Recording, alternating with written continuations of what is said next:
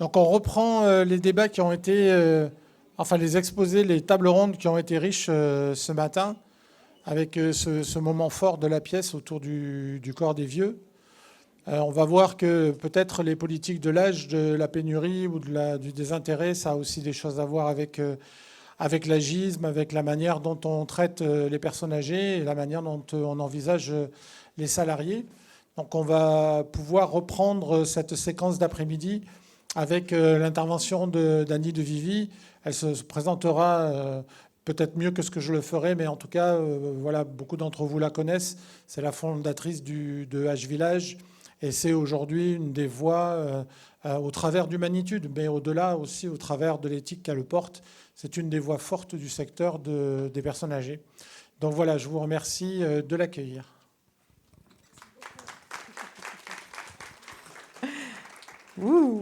Merci beaucoup Jean-Marc. Merci à tous de me permettre de vous parler aujourd'hui. Alors, je ne me sentais pas de me lancer sans un outil Internet, sans un outil PowerPoint. Alors, en voilà, hein, il va s'afficher tranquillement, ne vous inquiétez pas. Alors, d'où je vous parle déjà? Ah, il ne veut pas? Alors, il arrive. Hop, voilà. Donc aujourd'hui, on est dans la révolution. Et ça, j'ai adoré. Vraiment. Merci beaucoup d'avoir imposé ce mot-là et de ne pas le lâcher. Parce que la révolution, pour moi, c'est d'aider à vieillir debout. En fait, on a mis des années à assumer ça. On était dans le bien vieillir, dans la bienveillance, dans la bientraitance. Et en fait, au bout d'un moment, on s'est rendu compte que notre objectif, ça serait d'aider à vieillir debout. Debout soi-même. Hein. Souvent, on me demande pour qui je travaille. Alors, je vous rassure, je travaille pour moi. Parce que dans ma famille, on atteint 90 ans facilement, donc il va falloir tenir, hein, puisque j'aurai 45 ans de plus bientôt. Et j'ai bien l'intention qu'on nous aide à vieillir debout, tous, autant qu'on est.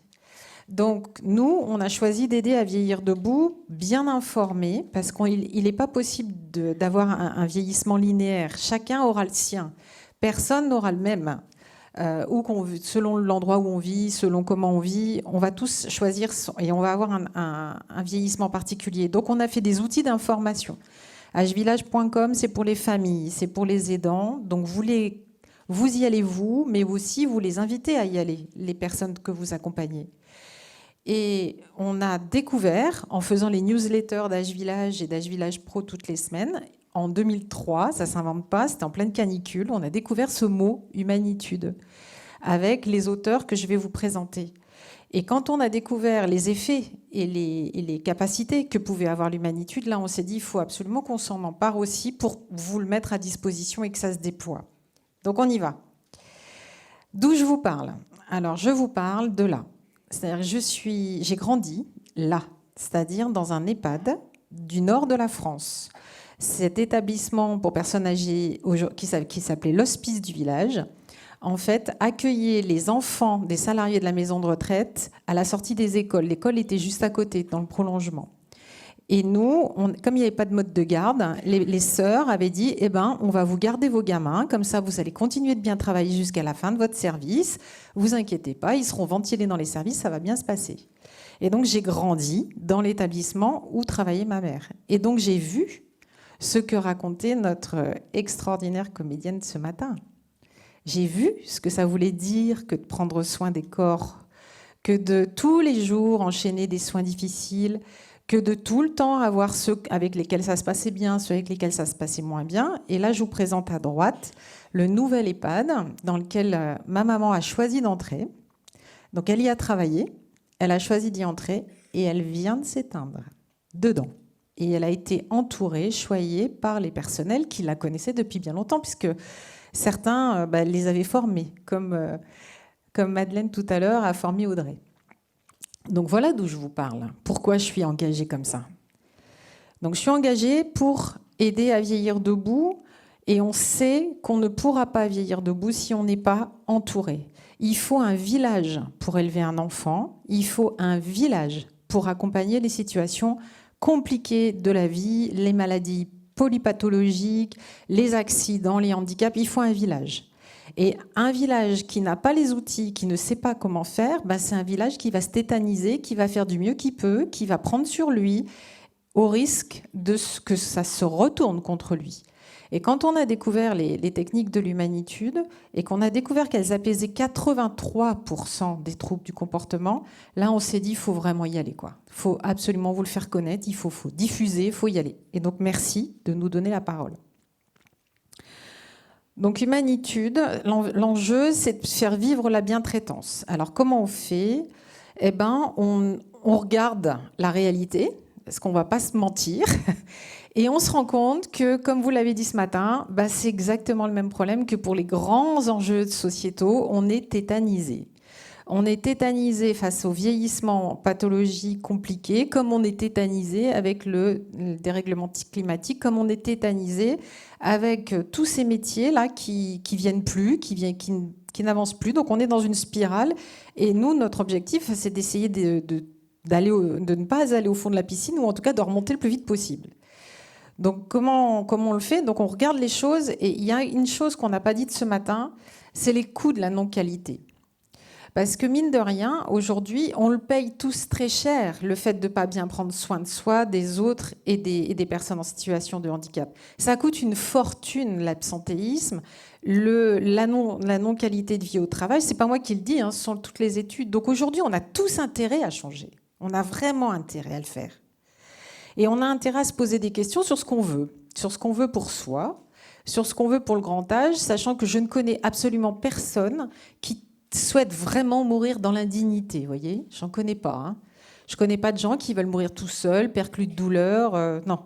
Donc on a tous intérêt à faire village et à y aller. Comme dit le titre, en équipe. Donc l'humanitude, c'est quoi ? C'est une philosophie de soins bien costaud. C'est vraiment une question, c'est un questionnement permanent qui interroge tous les gestes de soins qu'on fait en essayant d'abord de ne pas nuire et ensuite d'essayer de se positionner au bon niveau de soins. Mais l'intérêt, la force, à mon avis, de l'humanitude, c'est qu'elle est associée à 150 techniques très opérationnelles qui permettent de mettre en œuvre cette philosophie dans la prise en soin quotidien. Mais si on fait ça plus ça, mais que ce n'est pas au service de quelque chose et que ça ne nous emmène pas vers une philosophie qui tienne, vers une vision qui tienne, en fait, ça ne marche pas non plus. Donc, en fait, on s'est rendu compte que l'humanitude, c'était à la fois une philosophie de soins, des techniques de prendre soin, mais au service d'une vision. Et cette vision, on va mettre des années, des mois et des longtemps. Jean-Marc, moi, je me souviens que tu as été un des premiers à nous soutenir quand on disait zéro soin de force, zéro contention dans les structures. Les équipes nous disaient, mais qui s'y raconte, elle n'est pas au courant de qui on prend soin, nous, on est des gens sérieux, on prend des soins de gens très, très compliqués, madame. Donc, c'est normal qu'il y ait des situations compliquées. Or, nous, on positionne la situation en disant, non, on va aller vers zéro soin de force, sans abandon de soins. On va aller vers le respect de la singularité de l'intimité, sur le vivre et mourir debout, sur l'ouverture sur l'extérieur, sur le lieu de vie, lieu d'envie. On va y aller, on va y arriver parce qu'on va être aidé de ces techniques, de cette philosophie et des équipes qui vont être formées derrière et qui vont y arriver. On va y arriver.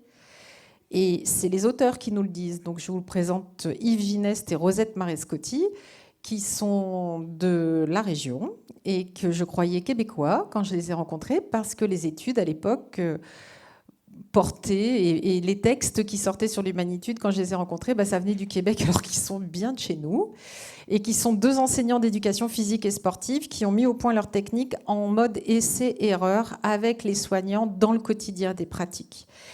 Eux, leur enjeu, ça n'est pas de se focaliser l'intention sur le soignant ou sur le soigné. L'enjeu, c'est de se focaliser sur les deux. L'enjeu, c'est de se focaliser sur le lien entre celui qui aide et celui qui est aidé. Il faut le nourrir, ce lien, parce que si on ne le nourrit pas, il risque de se déséquilibrer et de faire mal à l'un ou à l'autre. Et donc, c'est ça qu'ils ont compris. Et donc, ils ont professionnalisé le lien.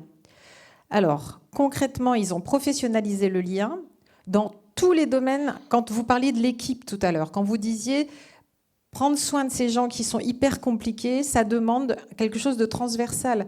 Ça va être autant les pilotes, les directions, que les équipes de la vie sociale, que les équipes du soin, que les équipes de la restauration. Tout le monde va s'y coller.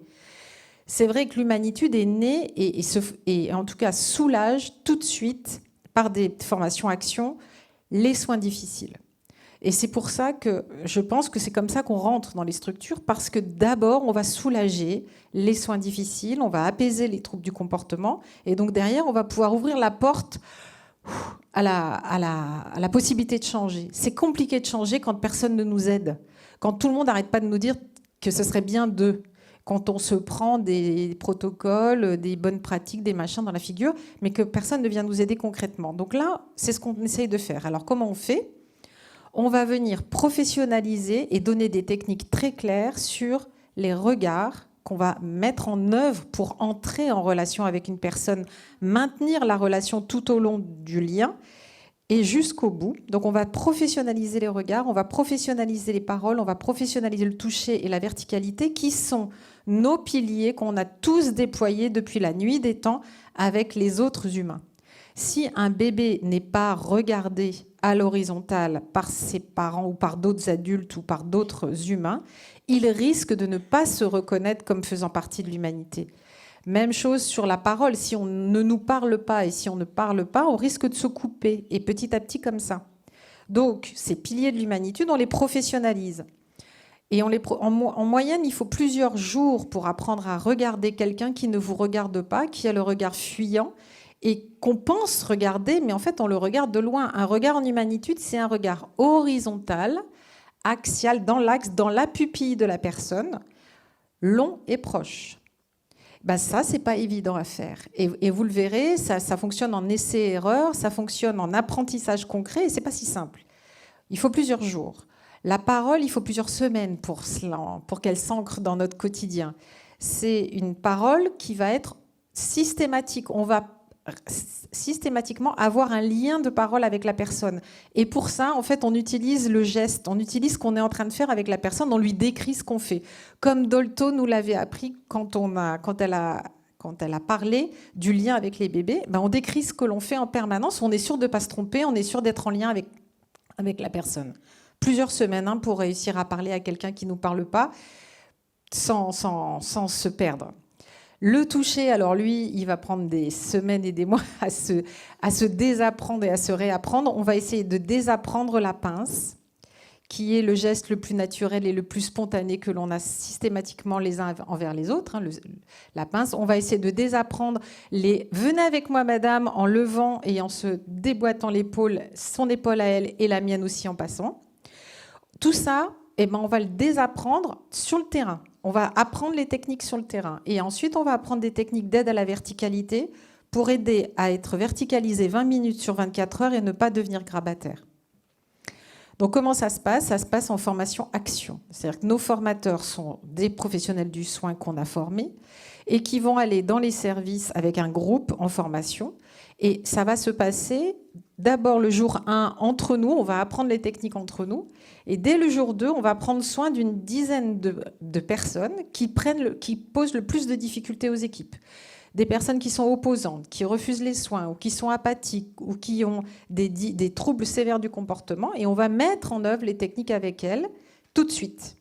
Et souvent, c'est déjà choquant dès le premier jour pour les équipes parce qu'elles voient que déjà des choses changent dans l'attitude et dans l'accueil que peut avoir un patient.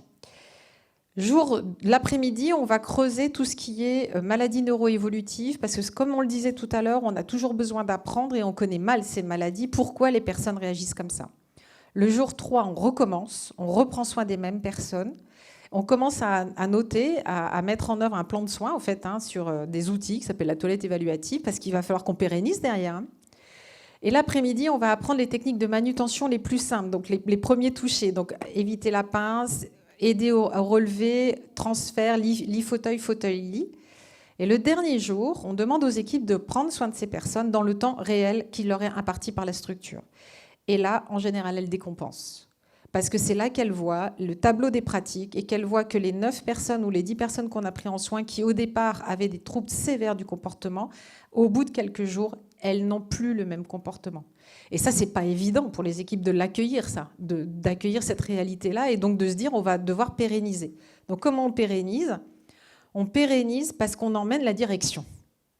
C'est-à-dire que si on n'emmène pas la direction dans le projet, eh ben, on ne peut pas pérenniser le reste. Donc en fait, avant les stages pratiques, on aura fait des stages avec les directions et on leur aura mis dans les mains le référentiel du label Humanitude. C'est-à-dire tous les 5 principes que je vous ai montrés tout à l'heure, ils sont déclinés en critères, en indicateurs, en outils pour aider à se piloter et aider à se projeter.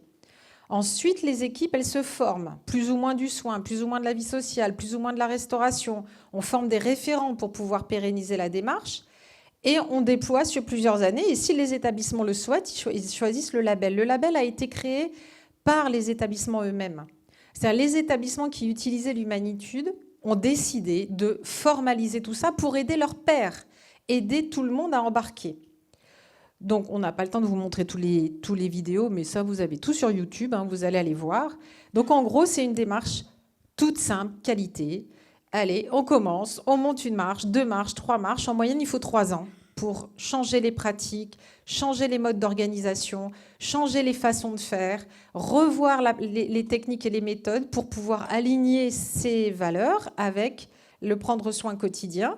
Si on veut le label, on le demande et puis après on continue, sachant que y a des trucs vachement sympas qui s'appellent le Covid, par exemple, qui peuvent arriver dans les établissements, qui vont faire que la roue, elle peut bien repartir dans l'autre sens, mais que comme on aura mis du pilotage, des formations, des techniques, des ateliers, peut-être qu'elle ne redescendra pas trop loin, la roue.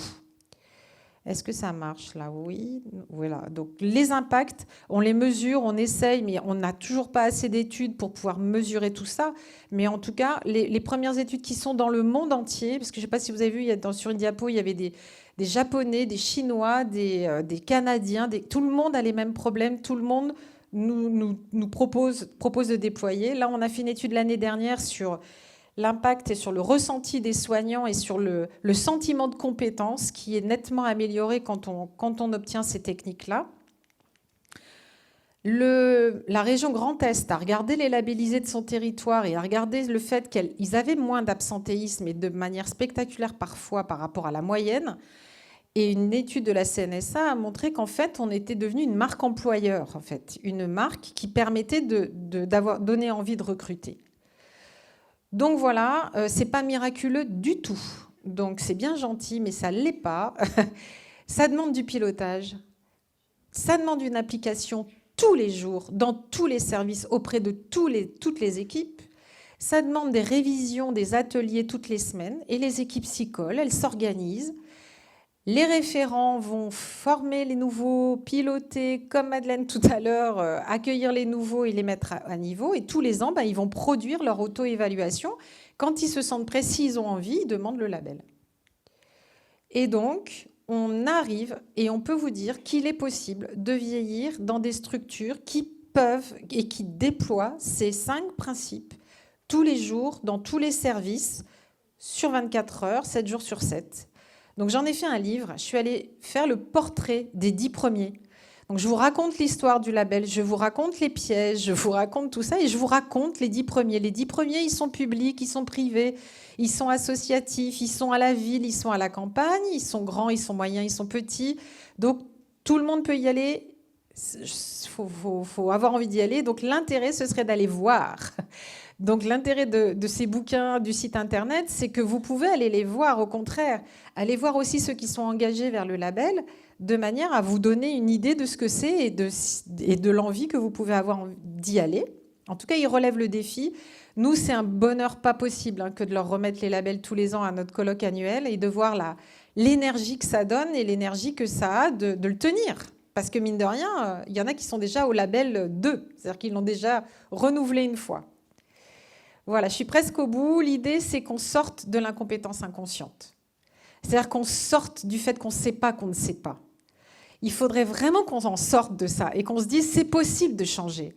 Donc on va sortir de l'incompétence inconsciente, on va passer en incompétence consciente, on va se rendre compte qu'on ne sait pas, on va se former à l'humanitude, à Montessori, à validation, à tout ce que vous voulez. Formez-vous, avancez et comme ça, vous mettrez en œuvre ces techniques de manière complètement inconsciente. Ça va rentrer dans votre mode de fonctionnement. Ça ne vous pèsera plus du tout comme quand vous conduisez. Au départ, vous ne savez pas et à la fin, vous passez les vitesses tout seul. Voilà, donc soyons le changement qu'on veut pour le monde. C'est exactement ce que disait tout à l'heure Marie Guamard, c'est ça votre nom, qui était musicothérapeute. J'ai trouvé ça incroyable parce que c'est ce que j'avais prévu de dire. C'est nous-mêmes qui allons changer les choses, c'est nous-mêmes qui allons mettre en œuvre ces pratiques, et puis on va les mettre en œuvre dans nos structures, on va secouer nos territoires qui vont devenir amis des aînés, qui vont avoir des services territoriaux de l'autonomie, on va secouer nos élus pour qu'ils fassent évoluer les formations initiales, qui obtiennent des équivalences pour les labellisations, des financements qualité, et on va emmener les citoyens. Parce que là, ce que je commence à voir, c'est des associations de vieux. Donc vous voyez le CNAV. Le CNAV, c'est le comité ou le Conseil national autoproclamé de la vieillesse. Hold Up, c'est Vieux debout. Mamika à gauche, c'est les artistes qui s'y collent. Et au milieu, vous avez Kev Adams qui se mobilise pour le service civique, vous avez les vieilles dames indignes, vous avez Laura Adler, et vous avez une professionnelle de santé qui est aide-soignante, là, qui est Florence Brault, qui a été repérée et qui fait partie des livres maintenant des victorieuses dans le débat public. Donc vous voyez, on peut essayer de trouver des alliés. De toute façon, on a un intérêt à le faire. C'est que de toute façon, qu'est-ce qu'on a à perdre ?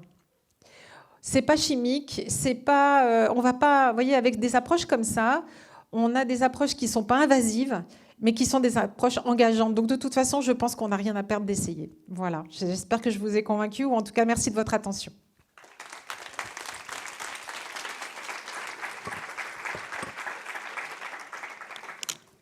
Ça va, c'est dans les temps ? Non seulement dans les temps, mais extrêmement intéressant. Donc, c'est encore mieux. Merci beaucoup, Annie de Vivi.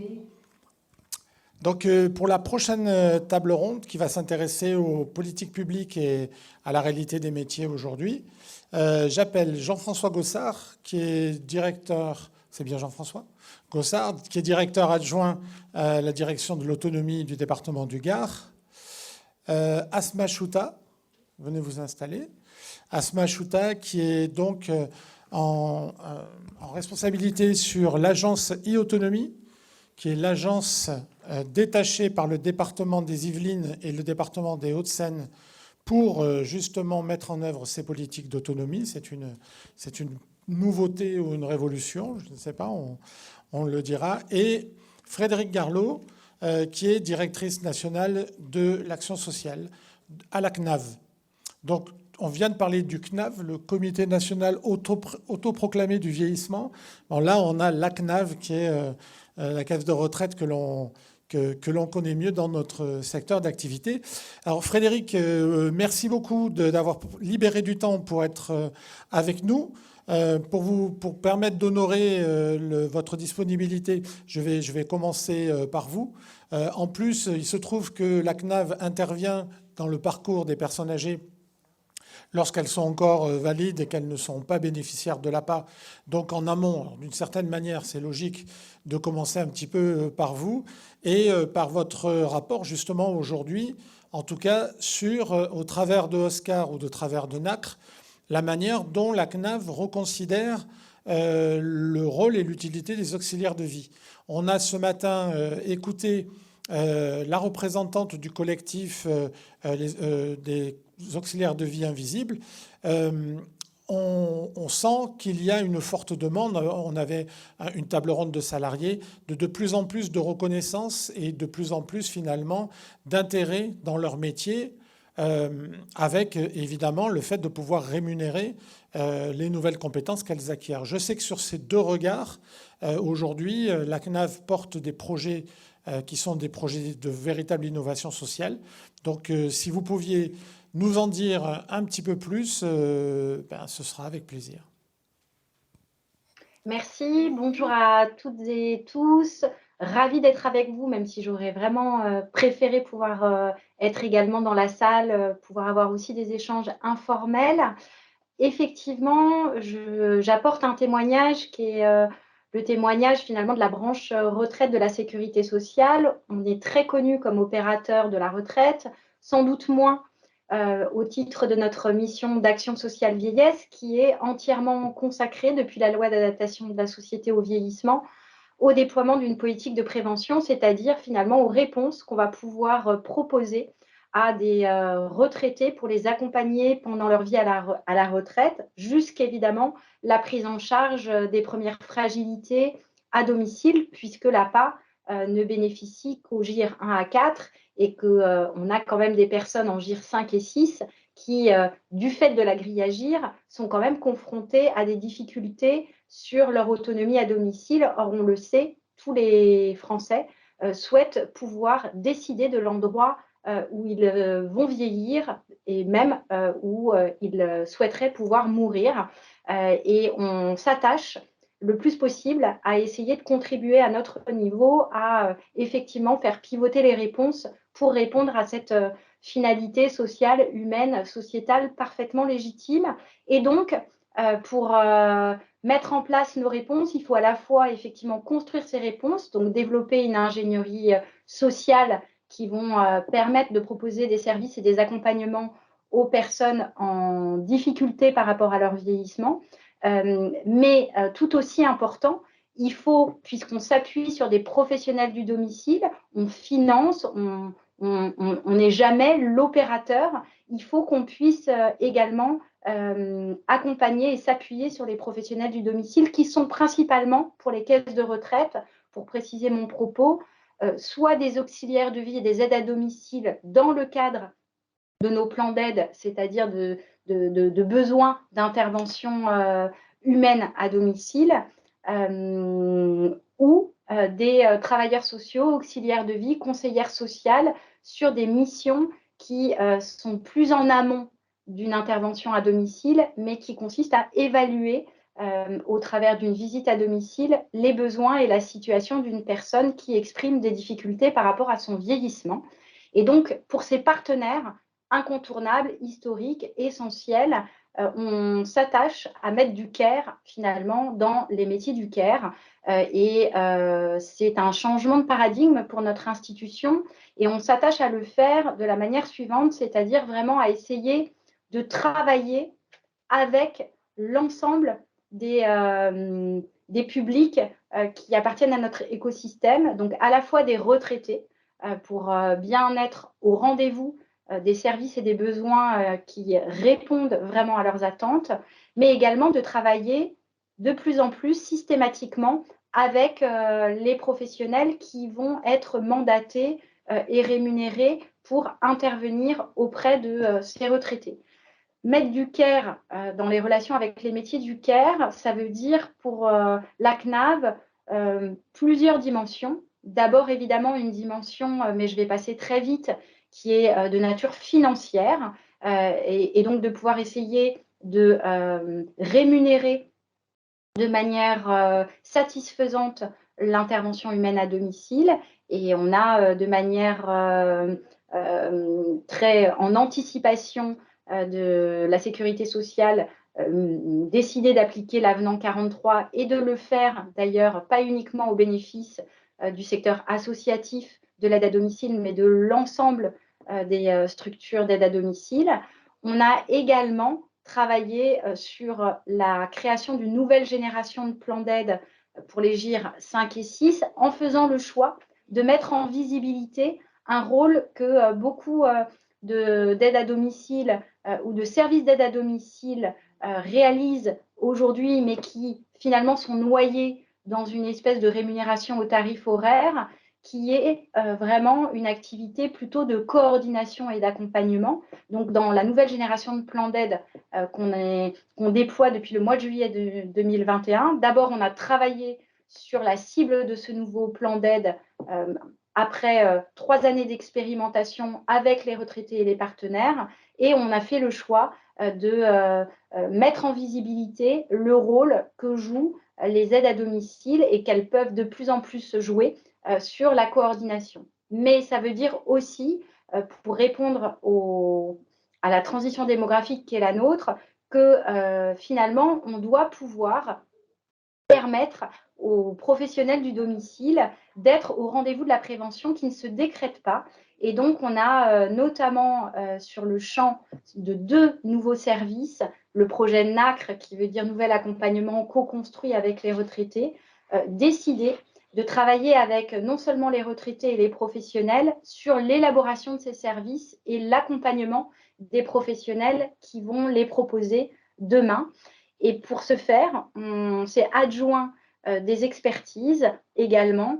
D'une part, l'expertise du Gérontopôle CHU de Toulouse, parce que nous souhaitions pouvoir intégrer la démarche du programme de l'OMS ICOP, qui est dans une approche positive du vieillissement et de l'autonomie et qui cherche plutôt à consolider les capacités des personnes qu'à repérer de préfragiles ou à prendre en charge des fragilités. Et puis la Fondation I2ML pour nous outiller, nous épauler, nous soutenir dans la manière d'avoir une approche de design social dans l'élaboration de ces réponses. Ça veut dire que le projet NACRE, c'est un double projet. D'une part, essayer de construire un service à la carte avec les professionnels de l'évaluation pour permettre à des jeunes retraités en situation de précarité économique d'avoir un rendez-vous demain attentionné qui va leur permettre de faire le point sur leurs droits, mais également sur les enjeux d'un vieillissement actif en santé et donc d'essayer de les accompagner sur les habitudes de vie qui leur seront bénéfiques. Et on a par ailleurs, là non plus avec les professionnels de l'évaluation, mais avec les professionnels de l'aide à domicile, décidé de se lancer dans l'élaboration d'un nouveau service qui serait proposé à tous les bénéficiaires de nos plans d'aide et qui serait opéré par les services d'aide à domicile, que sont des temps de prévention. Mais là aussi, demander au secteur de l'aide à domicile de déployer, de proposer des temps de prévention aux âgés accompagnés, ça ne se décrète pas, ou en tout cas si ça se décrète, mais qu'on ne pense pas finalement la manière d'outiller ce temps de prévention avec les professionnels concernés et avec les bénéficiaires, on risque en réalité d'avoir pensé en chambre et donc derrière de ne pas avoir ni adhésion ni usage.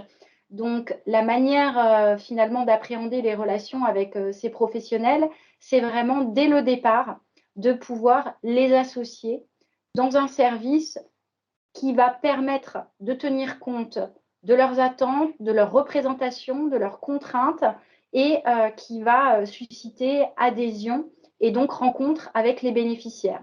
Du coup, je vais m'arrêter plus spécifiquement sur la méthodologie qu'on a retenue pour travailler sur ce temps de prévention dans le cadre d'un accompagnement de l'autonomie à domicile. Typiquement, ça veut dire très concrètement qu'on a fait un appel à manifestation d'intérêt dans des territoires et on avait choisi de privilégier l'Occitanie où est implanté le CHU de Toulouse et la Nouvelle-Aquitaine.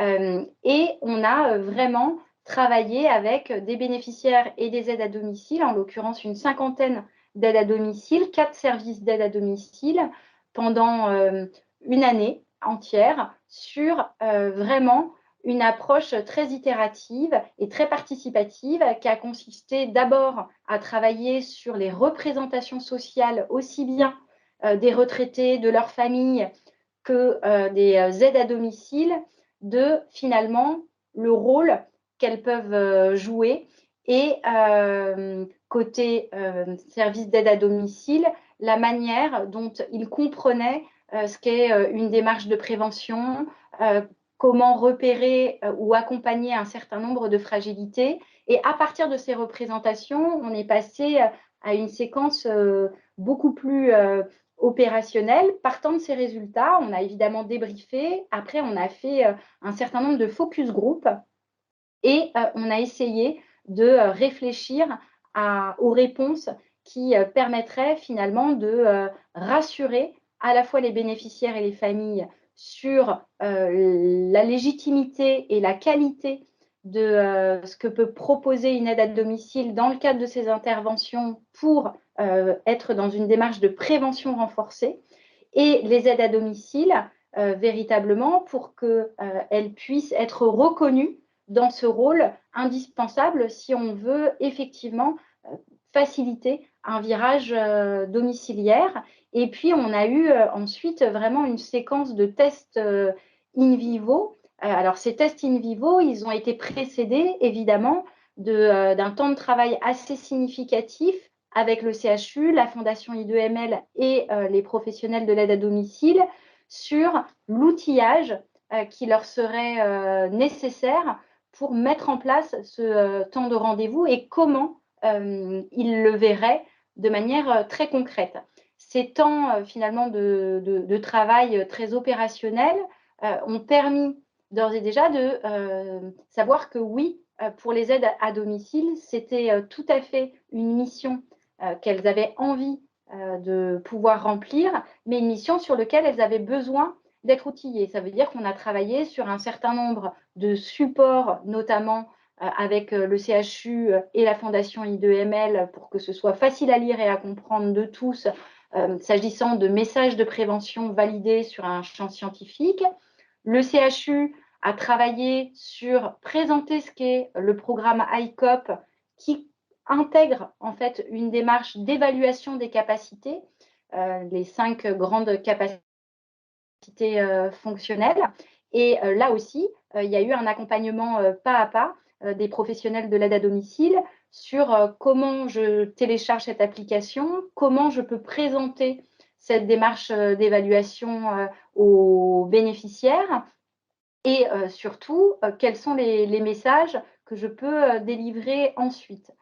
Ces séquences de travail ont notamment permis, d'une part, de faire évoluer les représentations sociales que à la fois les bénéficiaires et leurs familles avaient du rôle et de l'importance et de l'intérêt de pouvoir s'appuyer sur l'aide à domicile pour réaliser vraiment un accompagnement en prévention qualitatif et les aides à domicile de pouvoir être enfin reconnues et valorisées dans des missions qu'elles se sentent tout à fait en capacité de déployer, encore une fois, sous réserve d'être accompagnées et que ce soit reconnu. Et typiquement, elles nous ont dit, ben voilà, ce temps de prévention, on pense qu'il est essentiel d'abord de l'expliquer aux familles et aux bénéficiaires, d'avoir une démarche institutionnelle d'information pour conforter finalement la légitimité du dialogue qui va s'installer avec le bénéficiaire et son aide à domicile. Elle nous a aussi permis de se dire qu'il fallait pouvoir traduire ces temps de prévention de la manière suivante, c'est-à-dire 2 temps de 30 minutes au cours d'une année d'accompagnement. Un premier temps vraiment de présentation, de recueil du consentement de la personne, d'explication de ce qu'est finalement ce temps de prévention et ce qu'est la démarche du programme ICOP. Et puis, sous réserve évidemment d'avoir recueilli le consentement, de création de l'ouverture de l'application qui permet effectivement de suivre avec la personne âgée ses capacités dans le temps et de pouvoir programmer 6 mois après, là vraiment le temps de passation de cette évaluation et au regard des résultats, de pouvoir délivrer les bons messages en prévention. Et évidemment, tous ces temps et ces tests in vivo, à chaque fois, ce qui a été tout aussi important, c'était de prévoir des séquences de débriefing, de pouvoir recadrer, faire évoluer la conception, l'ingénierie sociale au regard de ce qu'on constatait. Et c'est vrai qu'on a eu la semaine dernière une vraie restitution un peu globale à Montauban avec une bonne partie des aides à domicile qui ont participé à cette expérimentation.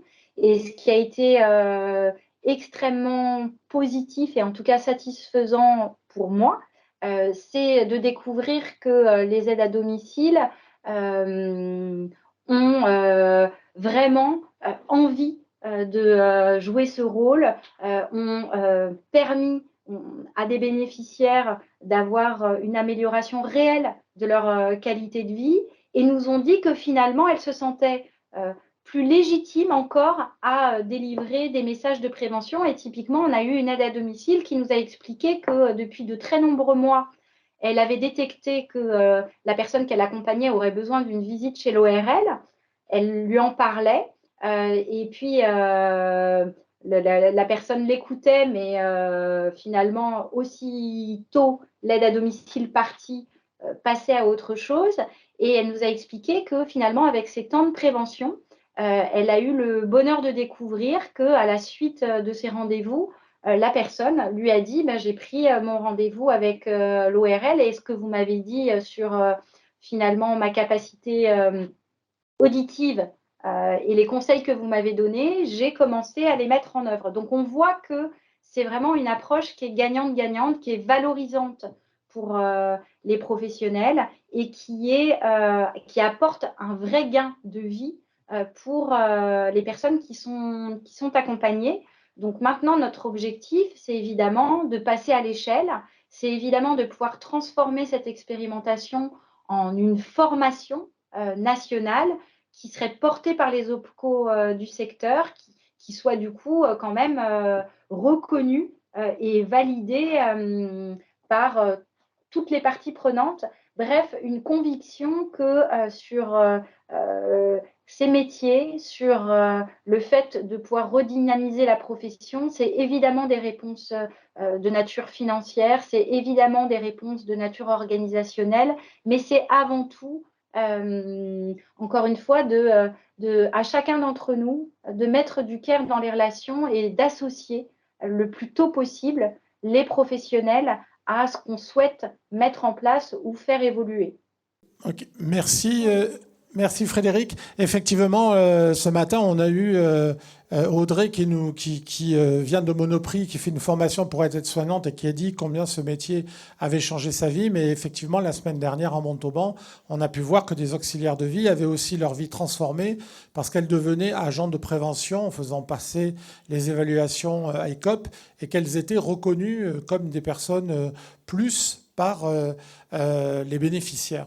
Donc je vous remercie beaucoup d'avoir pris ce temps pour nous. Je souligne que par rapport au service à la personne qui, du coup, sont rentrés dans ce champ et vont rentrer dans ce champ, la CNAV a décidé de financer les temps d'évaluation en dehors du plan d'aide, en plus du plan d'aide. Donc il y a aussi une volonté d'accompagnement financier. Bon, encore une fois, je vous remercie beaucoup, Frédéric, d'avoir pris du temps pour être avec nous aujourd'hui. On va passer maintenant à l'aval de la politique envers les personnes âgées, c'est-à-dire le temps où on rentre dans l'APA.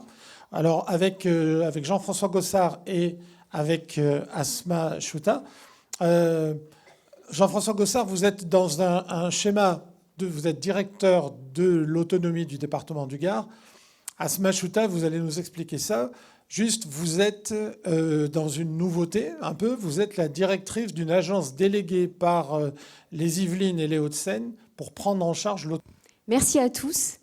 Oui, effectivement, Jean-Marc. Donc, je viens des Yvelines des Hauts-de-Seine où est née la première agence de l'autonomie, qui est un groupement d'intérêt public à l'initiative de 2 départements, donc le département des Yvelines et des Hauts-de-Seine, mais également l'association INVI, qui a à peu près une quinzaine d'années et qui fédère les services d'aide à domicile et qui a travaillé sur la modernisation, la professionnalisation à toutes les strates de la structure, depuis le dirigeant, les responsables de secteur, les auxiliaires de vie et les futurs salariés qui sont demandeurs d'emploi, jeunes, moins jeunes. Donc c'était un travail qui avait été largement soutenu et qui a profité notamment à la mission El Khomri sur le rapport des métiers du grand âge, qu'on a rendu en 2019 à la ministre de la Santé. Et aujourd'hui, depuis le 1er octobre 2021, cette agence interdépartementale de l'autonomie est née. Voilà, et j'ai l'honneur de la diriger. Donc cette agence, c'est une agence qui a récupéré de la part des 2 départements des compétences, des activités, avec une mission qui est de répondre à l'aspiration massive de nos concitoyens, de bien vieillir là où ils ont choisi d'être, en toute sécurité et en bonne santé. 5 grands axes pour être rapide.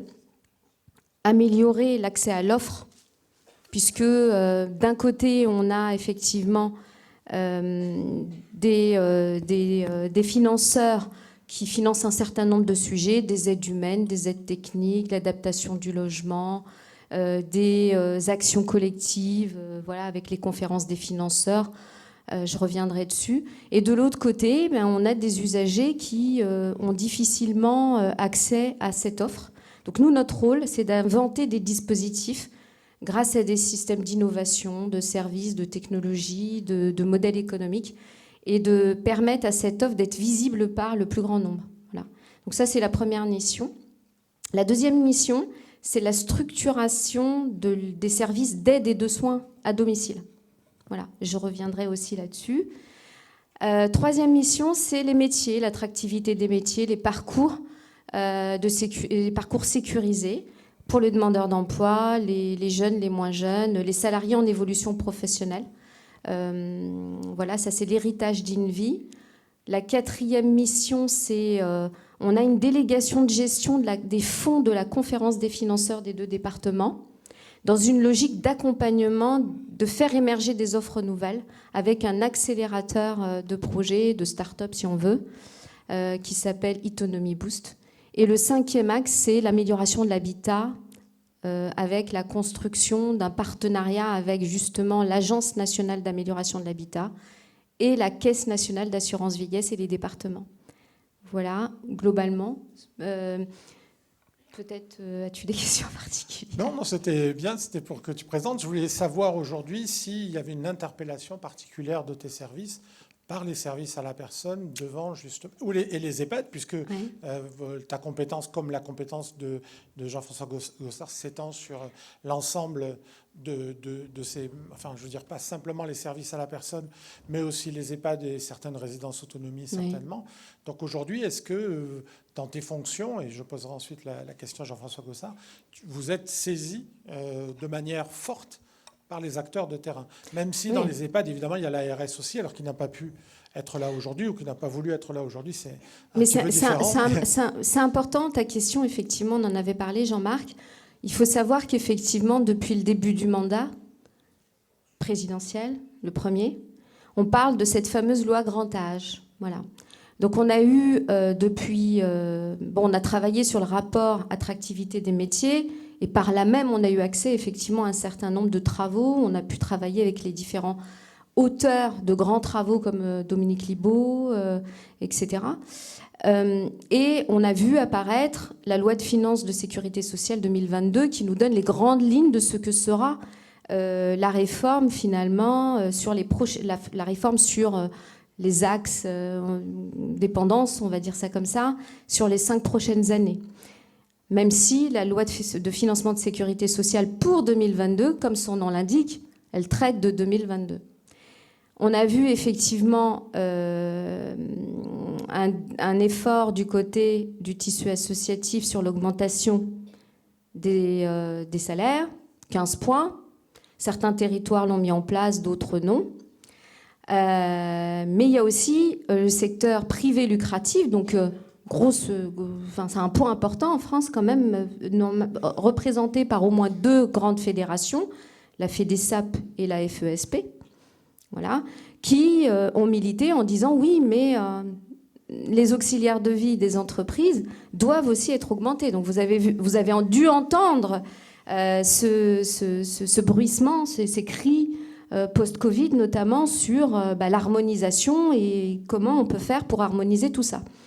Donc effectivement, depuis le 1er janvier 2022, j'en ai pas entendu parler aujourd'hui, mais le tarif plancher de l'allocation personnalisée pour l'autonomie et les prestations de compensation handicap ont augmenté à 22 €. Voilà.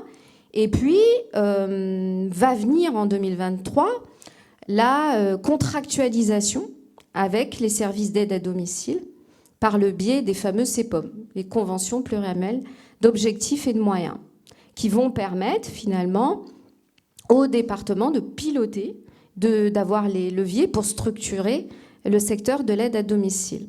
Donc c'est 3 € de plus que les 22, donc on va passer à 25. Pas pour tout le monde, peut-être pour tout le monde, dans certains départements, mais pour les départements des Yvelines et des Hauts-de-Seine, il y a 190 structures d'aide à domicile. Dans les Hauts-de-Seine, il y en a 250.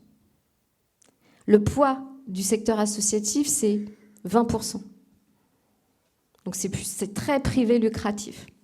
Voilà.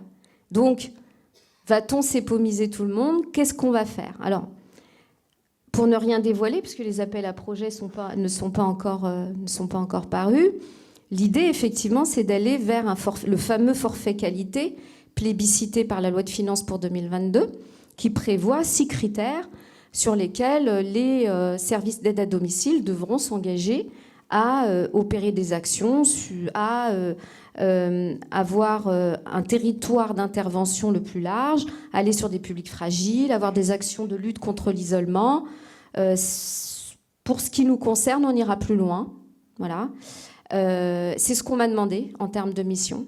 Par exemple, c'est une des missions de l'agence autonomie, puisqu'on a les structures d'aide à domicile qu'on connaît depuis très longtemps, c'est de les engager aussi sur une dynamique d'insertion. Voilà. On va les accompagner et on va à mettre en place des parcours sur des formations en situation de travail, avec des sites qualifiants, avec des moyens adossés à tout cela. On va y adosser aussi au CEPOM la fonction de coordination. Certains l'appellent le care manager, d'autres l'appellent référent domicile. Nous l'appellerons probablement autrement, je ne sais pas.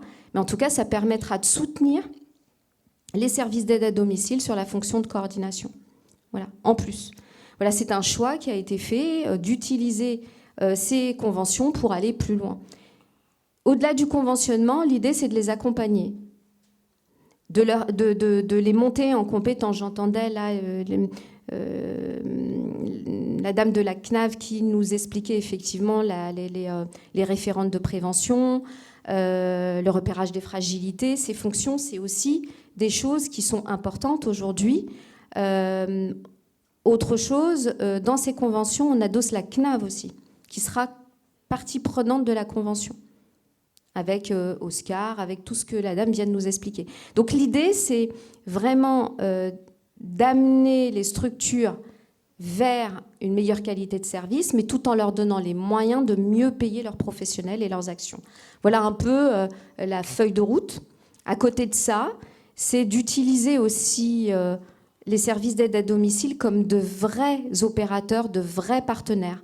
Aujourd'hui, on leur propose de porter, outre la fonction de coordination, le dispositif étudiant senior pour faire du lien social, ou encore d'identifier les risques de chute de manière à ce qu'on puisse apporter tout le soutien nécessaire sur l'amélioration de l'habitat. Voilà. Du coup, on retrouve cette dynamique de partenariat et on retrouve la dynamique, finalement, en tout cas de l'amont dans les services à la personne, de allier de la prévention. Dans le Gard, Jean-François Gossard, vous êtes aussi sur cette dynamique-là de partenariat et d'accompagnement des services à la personne et des EHPAD? Alors le partenariat, oui. Alors, contrairement donc, au département cité, donc, on n'a pas attendu donc, les 3 euros qualité pour contractualiser avec le secteur, du moins une grosse partie du secteur de l'aide à domicile gardoise, puisqu'on a les premiers CEPOM datent de 2015 et une seconde vague en 2018 avec le secteur commercial. Alors contrairement au département des Hauts-de-Seine, donc juste pour préciser, donc le Gard et le département, et je parle donc au nom du département et pour les bénéficiaires dont on s'occupe, notamment donc nos équipes d'évaluation et pour lesquels on verse une prestation, donc que sont l'APA, la PCH et l'aide sociale. Donc nous avons à peu près 11 000 bénéficiaires qui sont accompagnés à domicile dans le cadre du mode prestataire. Donc je ne sais pas, j'essaierai d'être le plus précis possible là-dessus et le moins complexe, mais le mode prestataire, c'est faire appel à une association ou à une entreprise pour accompagner la personne dans le cadre de son maintien à domicile. Pourquoi ce choix ? Il est un peu historique dans le Gard, parce que c'était la volonté du département de sécuriser l'intervention. C'est-à-dire, il nous semblait difficile de demander à une personne en fin de vie d'être employeur, par exemple, ou de rester employeur. Et en même temps, c'était s'inscrire dans la valorisation des interventions. Et notamment, il y a eu un gros mouvement de formation dans les services d'aide à domicile. Donc, notamment à l'époque sur le diplôme de DEAVS. Là aussi, le paysage départemental n'est pas le même, donc d'un département à l'autre. Et c'est pour ça que c'était intéressant d'entendre ce que vous disiez. Mais le constat national, il est posé sur les problématiques de recrutement, etc., et d'image des métiers. Par contre, dans le Gard, on va dire que façon de parler, mais les parts du marché de l'APA de la PCH, c'est 80%, c'est du secteur associatif. Donc c'est complètement inversé.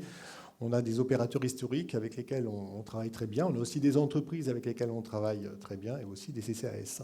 Mais ils sont beaucoup moins représentés. Donc des choses sont mises en place. Pourquoi on en est là aujourd'hui dans le Gard? Parce que justement, donc, le mode prestataire est très développé par rapport au mode gré à gré. Donc, c'est-à-dire on fait appel à des associations, à des entreprises, donc il nous faut des salariés. Alors que le gré à gré, c'est peut-être plus simple et on trouve toujours plus ou moins des arrangements. Et c'est ce qu'on voit aujourd'hui. C'est-à-dire qu'il y a un glissement du mode prestataire vers le gré à gré et on le mesure depuis à peu près 10 mois. Donc il y a une forte augmentation du mode gré à gré, donc du particulier employeur.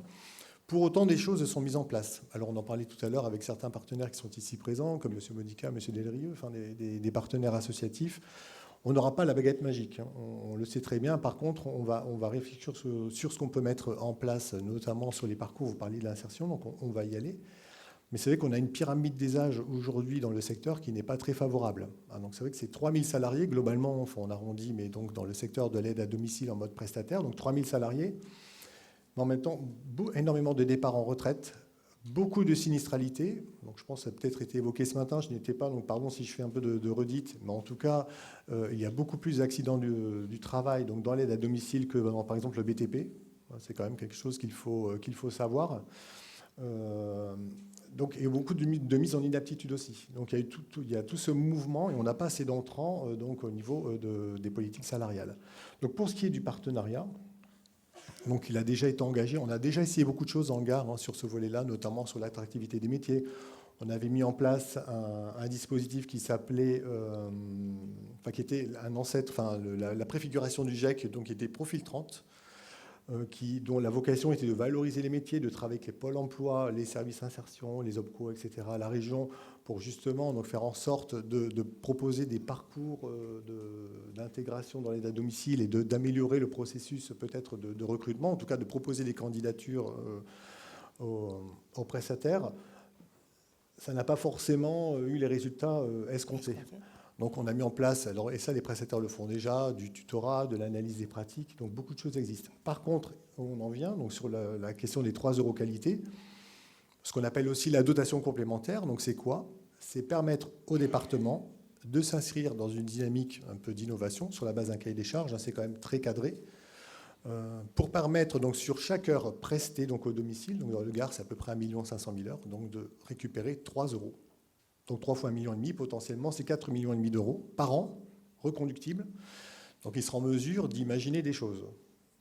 Donc c'est ce qu'on souhaite dire. Alors ce n'est pas forcément, comme je disais tout à l'heure, on n'aura pas forcément la solution miracle. Par contre, donc, concrètement, puisque les services sont là et je suis chargé de l'annoncer, donc le département est en train de réécrire son schéma des solidarités sociales qui sera voté le 18 novembre.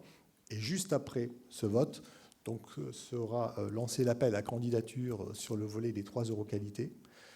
Rien n'est pris aujourd'hui, on est en phase de discussion. Le Gard pilote un groupe interdépartemental de réflexion sur ce sujet, donc, dans lequel participent 22 départements, sur le calibrage de l'appel à candidature et aussi sur les actions qu'on souhaite mettre en place, ce qui fonctionne dans certains départements, pas dans d'autres, et récupérer des idées, on en a. On les partagera avec nos partenaires aussi pour les sonder, puis auront aussi des choses à nous proposer. Et on veut laisser une grande place à l'innovation sur cette question. Donc c'est aussi un appel et une volonté politique qui est portée par la présidente Françoise Laurent-Périgot et par le premier vice-président Christophe Serre, donc sur la question. Donc là aussi, laisser la place à l'innovation. Je ne sais pas où on en est au niveau du temps, si j'ai répondu à la commande. En tout cas, je peux répondre aux questions s'il y en a également sur ce thème. On va juste, effectivement, on est un petit peu pris par le temps sur toutes les tables rondes. Mais là, ce que j'aimerais savoir, là, en quelques minutes, vision d'Asma, puis vision de vous, M. Gossard, c'est comment vous voyez les perspectives. Cette pénurie, on la sent. La transformation des métiers, le besoin de formation et d'évolution des métiers, on le sent. Comment, je ne dis pas la baguette magique, comme je l'avais évoqué ce matin, si vous aviez une baguette magique, qu'est-ce que vous changeriez? Je dirais de votre avis d'expert, vers quoi va-t-on réellement dans les prochains mois? Alors, très clairement, la prise de conscience est là. certaines entreprises, certaines associations ont fait un effort considérable au niveau des salaires. On peut aller encore plus loin, mais moi je pense que pour des départements comme les miens, où on a un niveau de structure important, vraiment il faut regarder les services autonomie domicile. Je pense que la structuration, elle va permettre, si on se structure, ça va permettre d'augmenter les salaires. Sinon, on sera atomisé et ça ne sera pas possible. Et on aura des problématiques davantage de recrutement. Voilà. Je pense que si on accompagne cette structuration, que les structures travaillent ensemble, mutualisent sur des territoires, par le biais des CEPOM, par le biais de la marge d'innovation qu'on leur donne, et qu'elles regardent, moi j'appelle les structures à regarder vraiment ce qui va arriver. Nous, par exemple, dans les partenaires, on ne peut pas travailler sans l'ARS, puisque le forfait qualité, nous, on est en train de mettre le pied à l'étrier vers les services autonomie domicile. À côté de ça, on a une plateforme métier. Je pense que sur la question de l'insertion des métiers, de la formation, de la professionnalisation, on est au taquet. J'ai vu, moi, tous les collègues ont des idées formidables sur la question. Ça ne sera pas suffisant sans les salaires, sans la structuration, sans donner envie, sans la qualité de vie au travail, sans l'innovation managériale, sans la remise à plat des modèles économiques, sans les pouvoirs publics. Donc je pense que... C'est encourageant. Moi, je suis plutôt optimiste, mais il faut l'accompagner. Voilà. Ok. On a peut-être effectivement le temps de prendre une ou deux questions, s'il y en a dans le public, avant de passer à la table ronde suivante. Alors, pour les micros, par contre, je ne sais pas ce qui a été prévu.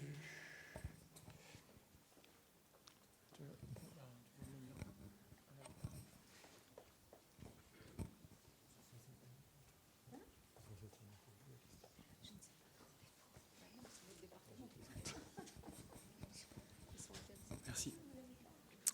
Bonjour, Victor Perazzi, donc je suis directeur de Autonomia, une structure qui propose justement de la coordination de vie à domicile en proximité, ce que vous avez appelé Care Manager dans votre intervention. Et du coup, je suis très intéressé de savoir quelle mission vous imaginez pour ces Care Managers dans le cadre des CEPOM et éventuellement si vous comptez les trouver dans les structures existantes, les recruter en externe, travailler pourquoi pas avec des structures existantes. Voilà, le sujet m'intéresse beaucoup. Merci. Merci pour la question. Le Care Manager, alors on a travaillé nous à